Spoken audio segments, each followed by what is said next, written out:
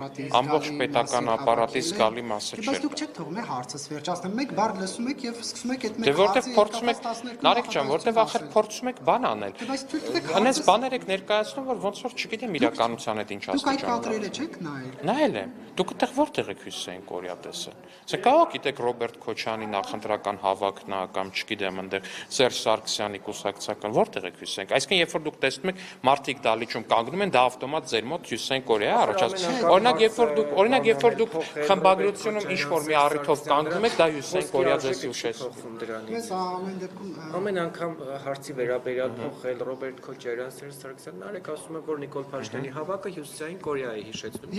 Եվ դա ինչով է հիմնավորել։ Ռոբերտ Քոչարյանի իշխանության չի, Սերժ Սարգսյանի իշխանության չի, դուք եք անդադար իրենց հիշեցնում։ Դե հիմա հարցին պատասխանեք, Հյուսիսային Կորեա, Հյուսիսային Կորեա։ Փայլակ ջան, հազար ներողություն է, դու ասում եք իշխանություն չի։ Դե կներեք, ուրեմն մի լուսաբանեք իրանց։ Բա իշխանություն չեն, բայց եք ամեն անգամ, երբ որ մի առիթով հավաքվում են, ցենց միկրոֆոններով, բաներով, հավաքների ժամանակ շուրջօրյա ռեժիմով գնում լուսաբանում։ Բա կներեք, էլի հազար ներողություն, Ժորժ ջան, ասում եք մի հիշատակեք իրանց։ Բա խորհրդարանական ընդդիմությունն են, բա ում լուսա, բա ում է բա հղում անեն։ Բա խորհրդարանական քաղաքական դաշտից պետք է իրենց դուրս նետել։ Իհարկե պետք է նետել։ Բա սենց են նետում։ Բա սենց են նետում։ Հենց սենց խոսքով են նետում։ Այո։ Հասարակության ամենավարքյան իրենց Չէ, ձեզ թվում է, օրինակ ես Ռոբերտ Քոչյանի մասին խոսում եմ, դա դրանից շահում է։ Իհարկե։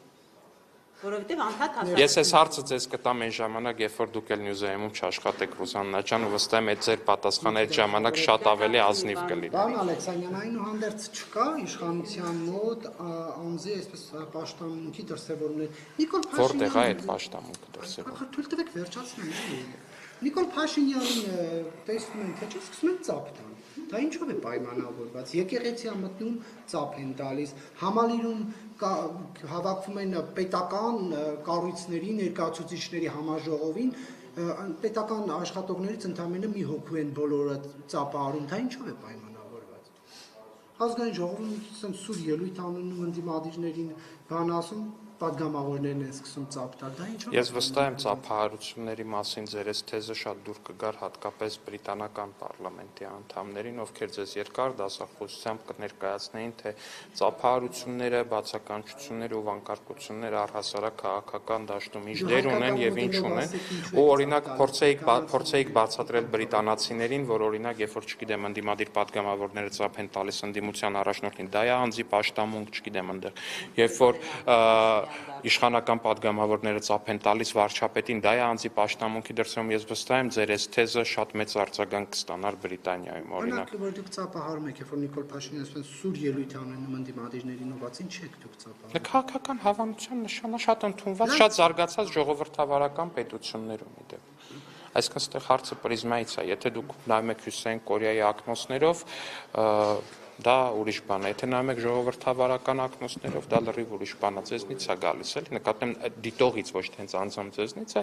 դիտողի ընկալման պրիզմայից է գալիս։ Ծափը, ծափահարությունները ինքնին ժողովրդավարական, շատ նորմալ երևույթ են որպես այդպես։ Դուք որ թույլ տայք ես իմ հարցերը ամբողջությամբ ասեի,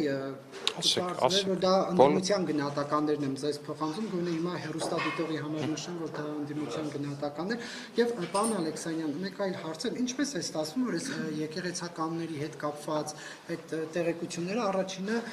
իշխանական կամ իշխանամերձ լրատվական հարթակներն են փոխանցում